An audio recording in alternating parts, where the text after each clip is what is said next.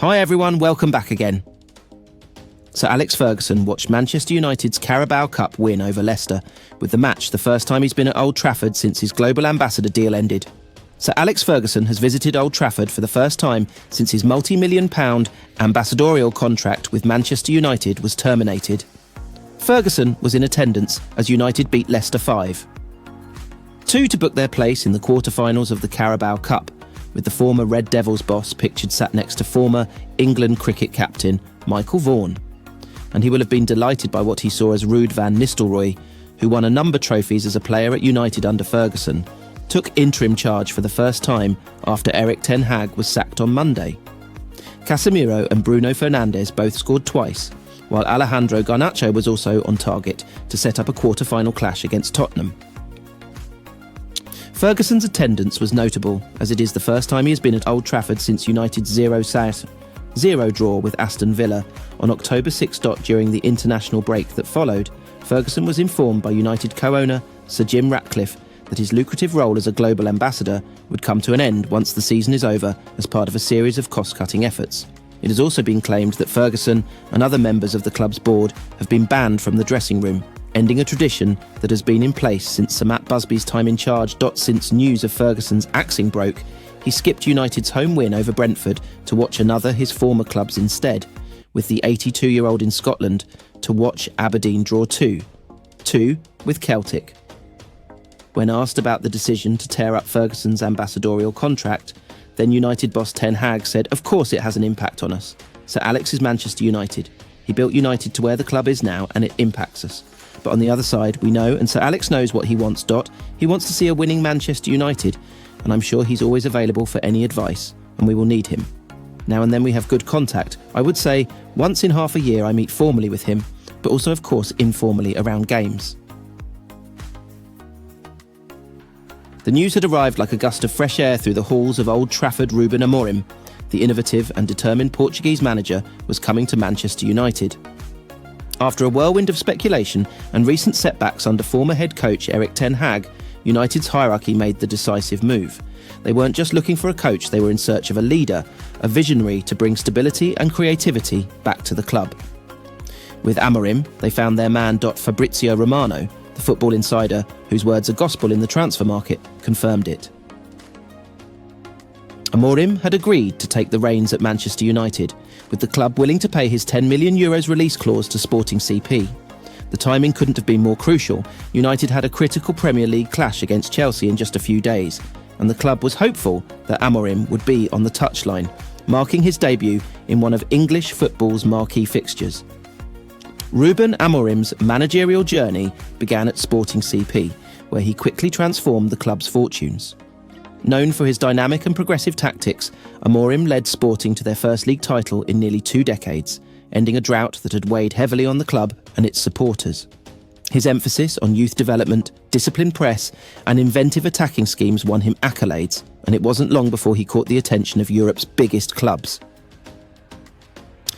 Amorim's success at Sporting CP wasn't just about results, it was about philosophy. He built a culture that prioritised unity, hard work and adaptability, instilling confidence in young players while keeping a balanced approach with seasoned veterans.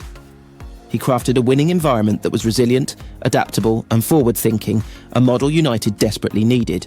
Now, as he prepared to bring his vision to Old Trafford, Amorim knew the scale of the challenge, but he welcomed it with open arms. The plane, carrying Ruben Amorim, touched down in Manchester amid a wave of anticipation. The United faithful were excited, but cautious tenures of previous managers had taught them to temper their expectations. Still, Amorim's track record, charisma and tactical acumen brought a renewed sense of hope. Outside Old Trafford, supporters gathered, and within minutes, images of Amorim's arrival were circulating on social media. As the sun dipped below the horizon, Amorim was whisked away to Carrington, United's training ground. There he met with key members of the club's hierarchy and got his first glimpse of the facilities that would become his base of operations. A formal press conference was planned for the next day, but for now, his focus was on familiarising himself with the squad and understanding the challenges they'd been facing. The buzz at Carrington was palpable. Players were eager to meet their new manager, who was known for his ability to motivate and inspire. Young talents like Alejandro Garnacho and Mason Greenwood, along with seasoned pros like Bruno Fernandes and Casemiro, were eager to see how Amorim's philosophy would reshape the team's playing style. Amorim's first meeting with the team was scheduled in the Carrington Auditorium. Dressed in a sharp suit, he looked every bit the leader United needed. As the players filed into the room, the atmosphere was tense yet filled with curiosity. When Amorim finally addressed the room, his voice was calm but confident. "I know the weight of this badge," he began. "I know the expectations, but I'm here because I believe in this club's potential. Together, we're going to turn things around not through luck, but through hard work, discipline and passion. I'm here because I believe in each of you." There was a sense of relief among the players. Many of them had felt the uncertainty that lingered under Ten Hag's final days.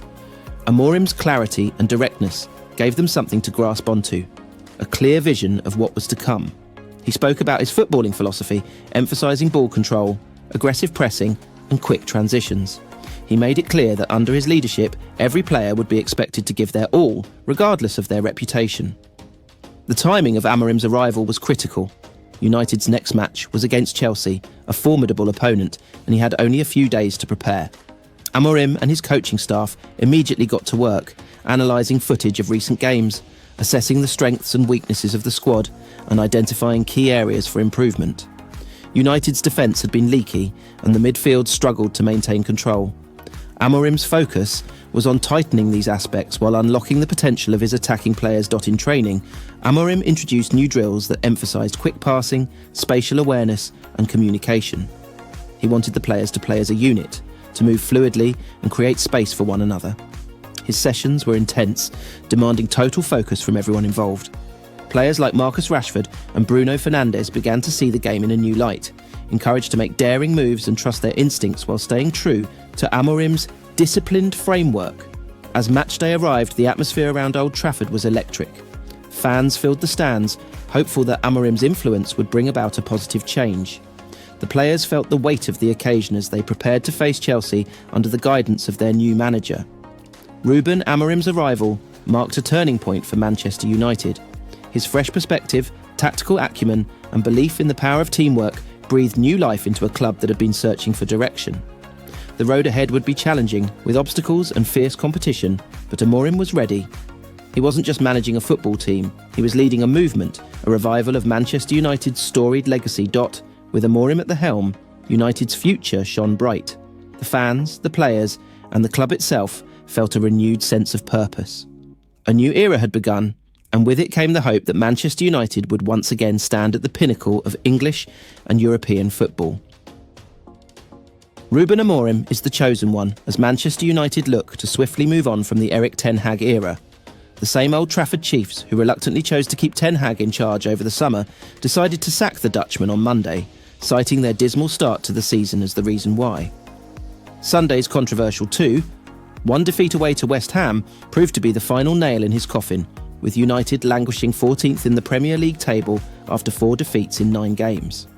It appears that the Red Devils knew their preferred replacement all along, though, with 39-year-old Sporting Lisbon manager Amorim quickly emerging as the favourite.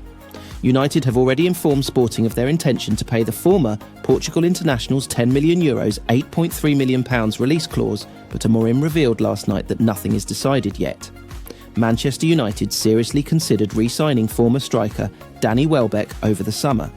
Welbeck, who was sold by United 10 years ago, has scored 6 goals in his first 9 games for Brighton this season. The Athletic report that Erik Ten Hag thought Welbeck would have been an excellent addition to his squad and was a key voice of support for the 33-year-old's potential return, but no offer was made. Ruud van Nistelrooy will be in charge of the Red Devils tonight as United host Leicester City in the Carabao Cup 4th round. Ruud van Nistelrooy says that he has mixed emotions ahead of taking charge of Manchester United tonight. In his programme notes, United's caretaker boss said, "I am sure everyone can imagine I am writing these notes with a huge amount of mixed emotions. Erik Ten Hag brought me back to Manchester United in the summer, and while I've only been part of the coaching staff here for a few months, I will always be grateful to him for giving me the opportunity, and I'm saddened to see him leave. Even on an interim basis, it is a great honour to manage the club I love for however long I am asked to do so. I can promise that I will continue to give my all in whatever capacity to try to turn around our fortunes. Despite our results, I am loving being back at Old Trafford and working with the team and staff every day. We've seen the squad's potential at times this season, but clearly not often enough. Now's the time for everyone at the club to work together, give everything and turn this season around while we have time. From my experiences as both a player and a coach here, I can say for sure that when players, staff and supporters pull together, Manchester United can be unstoppable. Leicester City boss Steve Cooper believes that Manchester United could be more dangerous tonight because of their change in manager.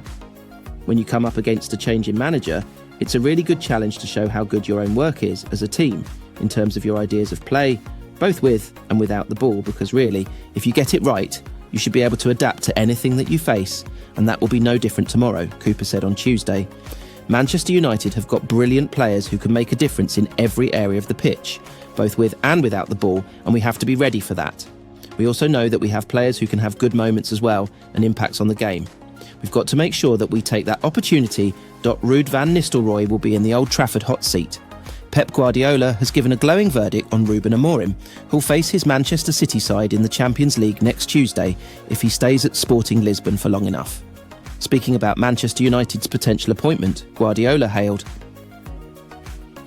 "The experience against Ruben's Sporting was very good. I spoke with former Sporting midfielder Matheus Nunes, and he spoke highly. This season he's unbeaten, winning all of the games in the league, and in Champions League has the same points with us." City have also been linked with Amorim, having appointed Sporting's Hugo Viana as their new sporting director, and with Guardiola in the final year of his contract. Sporting Lisbon striker Victor Gyökeres is relaxed about manager Ruben Amorim's impending move to Manchester. United. Ruben Amorim spoke to the media after Sporting Lisbon beat Nacional 3-1 to reach the League Cup semi-finals last night, confirming that his move to Manchester United hasn't been decided. Manchester United is interested, but it's my choice, Amorim revealed. Until everything is decided, we won't be making any noise.